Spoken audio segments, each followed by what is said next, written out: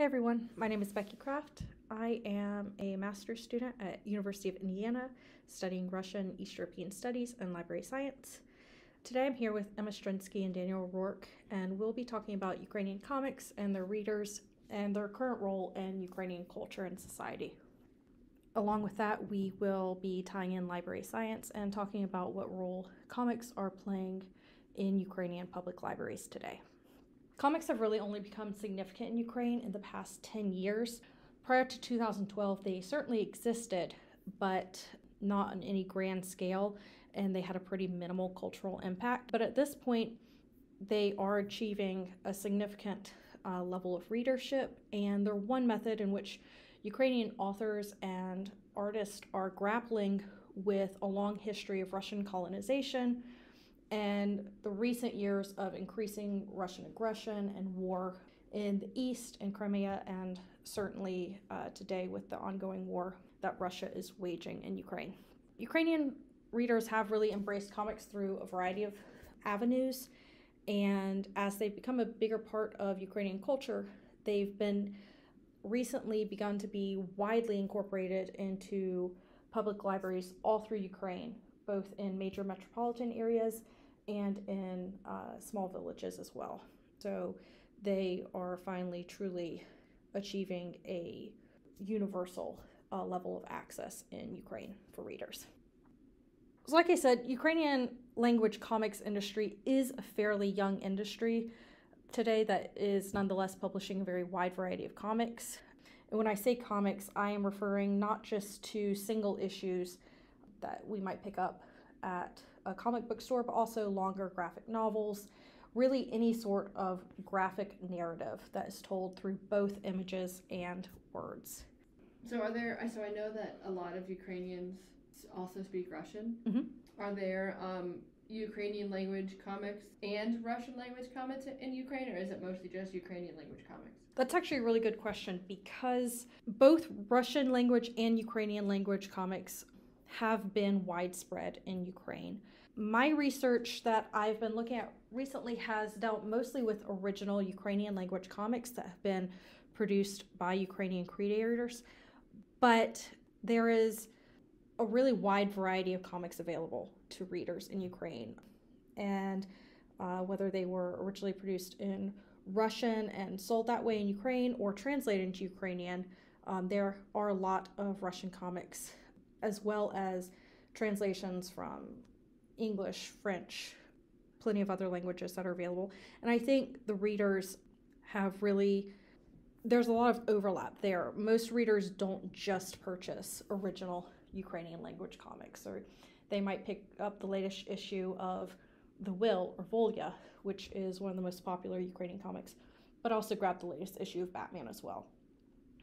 So I don't know that until recently readers have really discriminated amongst their comics choices based on languages. However, I do think that might be changing now due to the war. On March 2nd, there was a online petition that was formed and circulated initially amongst Ukrainian comics creators and editors and publishers, but later amongst readers as well, that basically stated that Ukrainian creators weren't going to be working with Russian publishing houses to provide them with their materials anymore, and urging Ukrainian publishers and comic book stores and readers not to engage with Russian comics at this point in time as well. And in this petition, it clearly states that comics are not a high priority right now. There's an ongoing war that's affecting the lives of many Ukrainians. But having said that, the petition, I think, hoped to make clear that culture is a part of this war, and it's not something that stands apart from it. Mm-hmm. So since comics are now a burgeoning part of Ukrainian culture, the creators of the petition were arguing they couldn't be considered separately from the war. Mm-hmm.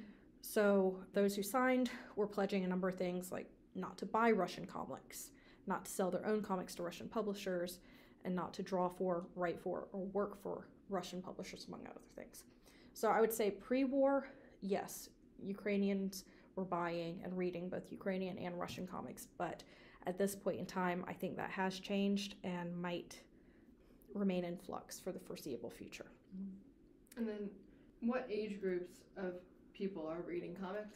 I know in the U.S. it's mostly people who start out as kids, and then they might continue in their lives. But I only read them when I was a kid, and I kind of gave them up after I moved on to like reading novels and stuff. So is it mostly kids or is it a mix? I think it is a mix at this point. It's pretty interesting because I've been looking into this kind of from two different directions. I started looking at it from the library side of things, and that's where age group really comes into play because Ukrainian public libraries are separated by ages. In the US, we can walk into any public library and you're going to find your kids section, your adult section, maybe a teen section, depending on the size of the library. But in Ukraine, all libraries are separated by age groups. So even in a small village, you're going to have a children's library, a youth library, and an adult library. So that got me wondering, are comics just in libraries for kids and youth maybe, or are they also present in these adult libraries? And so I started to, right before the war began, I started to ask these questions of Ukrainian librarians. Obviously, a lot of those conversations were cut short as the war began, but I also was able to access the websites of publishers to see who they're making these comics for. The information I did receive before the war began from the librarians was pretty clear. Comics are available to kids, youth, and adults.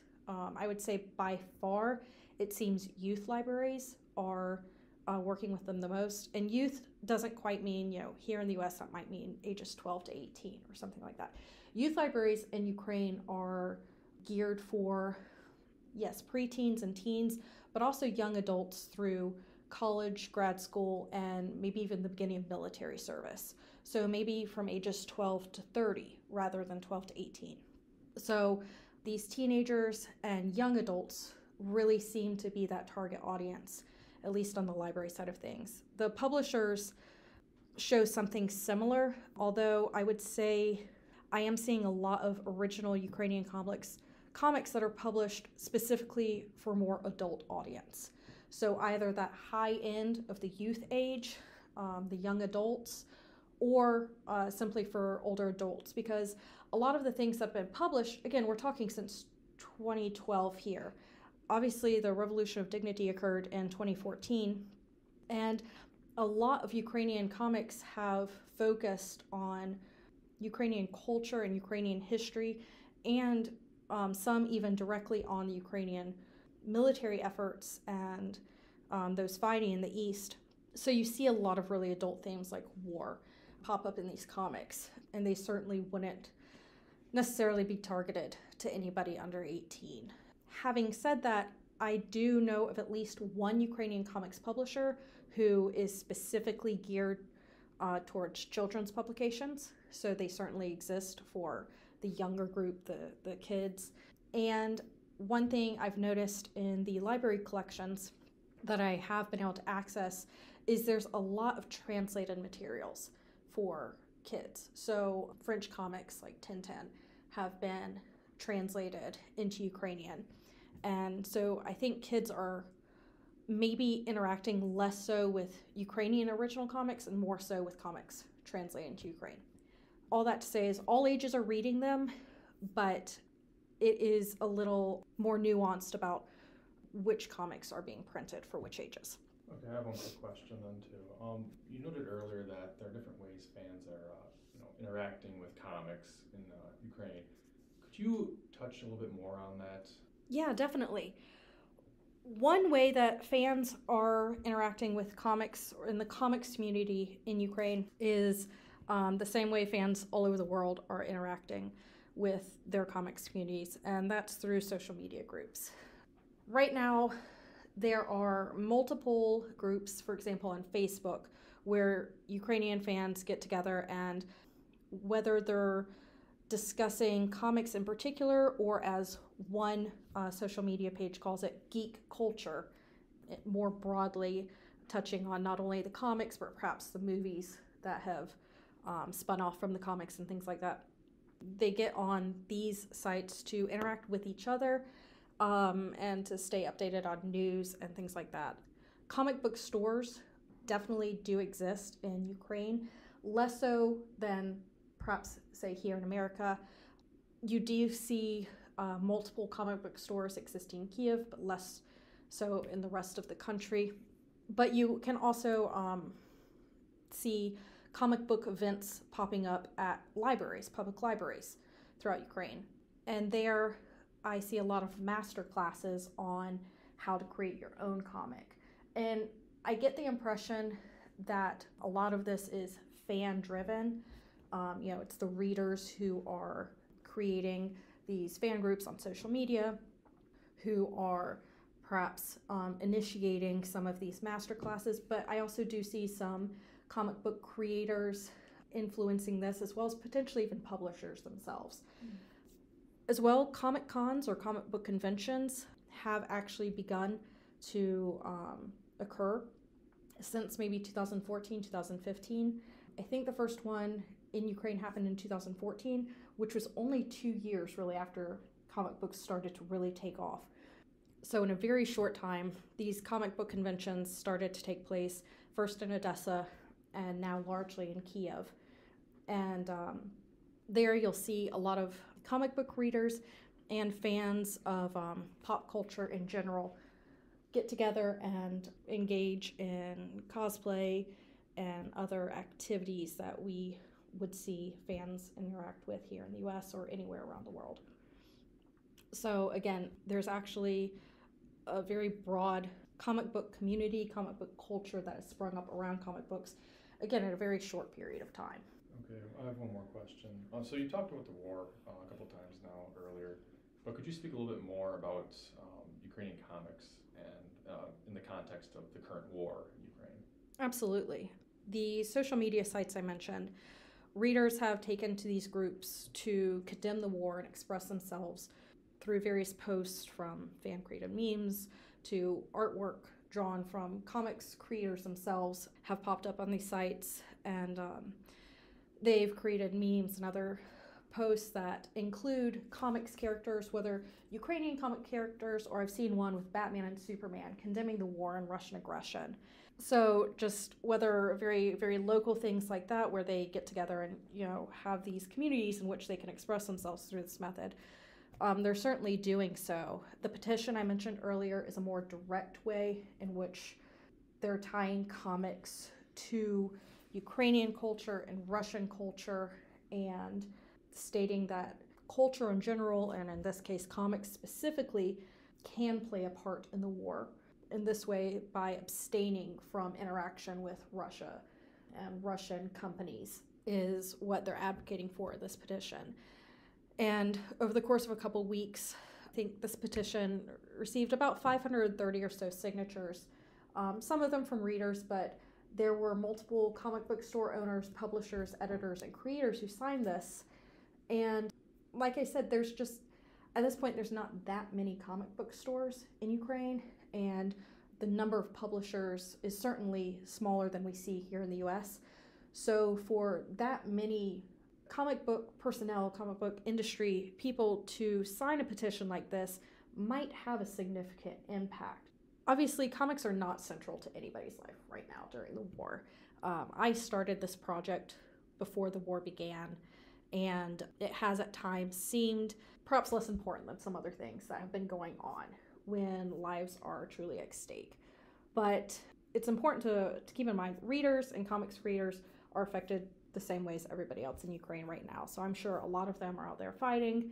A lot of them are just concentrating on taking care of their families, their neighbors, their country, themselves. So comics are not a high priority right now, but they still remain this avenue for cultural discourse. Since 2014, I mentioned comics have been used to look at Ukraine through Ukrainian eyes. So that has only increased in the years since 2014. And scholars have been talking about this. Scholars like Jose Alaniz and Yulia Pitorik have written about post-colonial themes that are present in these comics. Some comics creators have taken a very deliberate approach to incorporating post-colonialism in their comics, to reclaiming Ukrainian history on Ukrainian terms. Others have simply chosen to very purposely center Ukrainian culture in their works. And so that's what Ukrainian readers are are seeing. They're seeing Ukrainian culture as the center. Ukrainian history is presented by Ukrainians rather than from a Soviet curriculum that some of them grew up under, or from a Russian lens that has been more prevalent in the media over the past decades. But Russian aggression and the war in the Donbass have been featured in multiple Ukrainian comics, and I really think this theme, the Russian aggression, the Russian war in Ukraine, is going to continue to be centered in Ukrainian comics, again, when it's possible to begin producing them again. And even now, when, like I said, comics are not high priority on anybody's list, readers are still taking to these same forums where they have this community of comics readers to discuss the war. So they're still out there, they're still on the table, and they're still being used to center Ukrainian discourse in these communities of readers at this point. Yeah, and similarly, like related to the war, I'm not sure how much this is possible, but is it possible to publish, for publishers to publish comics online? Yes. So that they don't have to go to the library or risk it and go, it's in the middle of a war. So is it possible to publish them virtually? Yes, absolutely. That is something that I'm not sure what the big publishers are doing with that right now, but I do know independent comics creators and actually some organizations have been publishing comics digitally throughout this period of Russian aggression since 2014. And a lot of these have been focused on the war or have been war adjacent, I've noticed. So whether one educational comic I came across, published for free online and printed at the time, but it was published online so anybody could just access it and read it. And it was an educational comic for kids that focused on what landmines looked like in an attempt to help children who were living in the eastern part of Ukraine, where there was a lot of unexploded munitions on the ground. They could read this comic online and in a child-friendly way as much as possible, find out what these look like and how to avoid them. But other comics that perhaps with a less educational bent have also been published online. One of them was Zvuki Miru, or Sounds of Peace, and this comic was published online in both English and Ukrainian. And so anybody can just access it online and read it.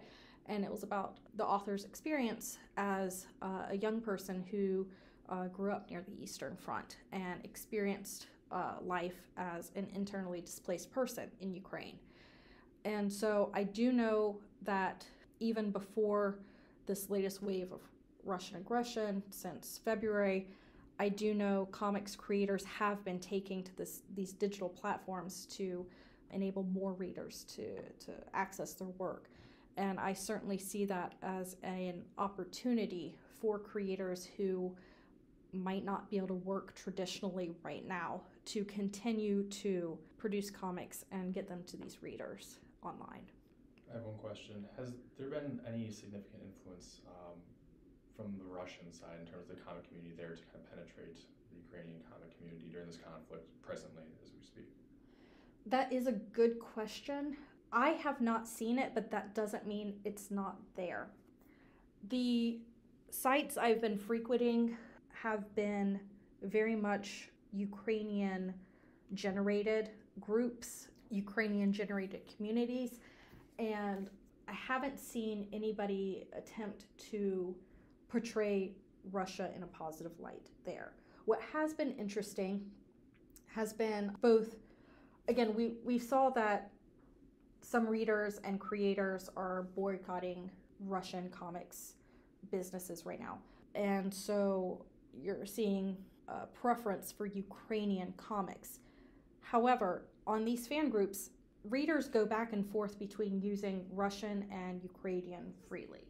There's no attempt to stop the use of the Russian language. These are Ukrainian readers, regardless of what language they're using. So whether seeing posts in Ukrainian or seeing posts in Russian, these communities do appear to be not insular. They're very open to new members and just go on and click join group freely. And I was able to do that myself no questions asked. So they're definitely welcoming to new members, welcoming to new readers, but I haven't seen any attempt by Russia or by Russian groups or readers to kind of come in and interrupt that at all. And I'm not sure whether that's just because comics are not seen high enough of a priority, not seen as high up on the list. That certainly could be possible. I know to this day in both Ukraine and Russia, there are plenty of people who do not think of comics as a part of culture, no matter how quickly the industry has grown, how many stores there are, or that by their widespread distribution, even in public arenas like libraries. There are plenty of people who just do not think comics are part of culture. So honestly, that's my guess, is they might be too far down on the list to be seen as a priority. Awesome. Well, thank you guys so much.